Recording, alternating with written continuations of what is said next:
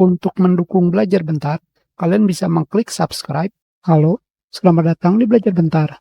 Sekarang kita akan membahas mengenai cara mengganti gaya tulisan dan besar tulisan.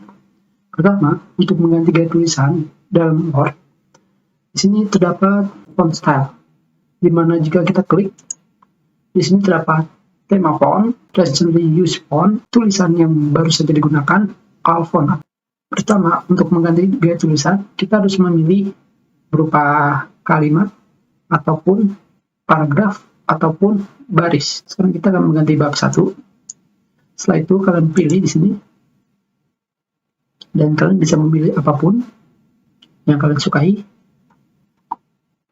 Tentunya jika di sini theme font terdapat 2, di mana pertama adalah heading digunakan Calibri Light dan body menggunakan Calibri.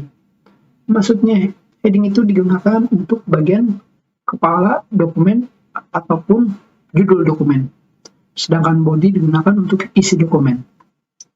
Dikarenakan jika menggunakan tema berarti memiliki satu theme, jadi tidak bisa dipisah. Sekarang kita lihat, sekarang kita menggunakan misalkan Algerian, maka tulisan kalian akan sudah berubah.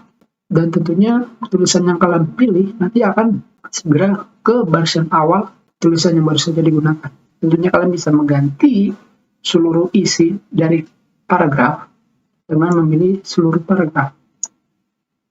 Dan setelah itu kalian bisa menggantinya. Yang perlu kalian ketahui adalah jika kalian ingin memilih gaya tulisan, lebih baik kalian gunakan di awal pertama kali kalian membuat dokumen. Dikarenakan jika kalian tidak memilihnya dari awal, maka kalian harus memilihnya satu persatu, dan itu akan menyusahkan. Dan sekarang kita akan mengganti besar tulisan. Sekarang kita pilih bab 1, dan setelah itu kalian bisa memilih besar tulisan dari 8 sampai 72 poin. Dan tentunya kalian juga bisa menentukan besar tulisan dengan mengetiknya seperti ini. Dan setelah itu kalian tekan enter.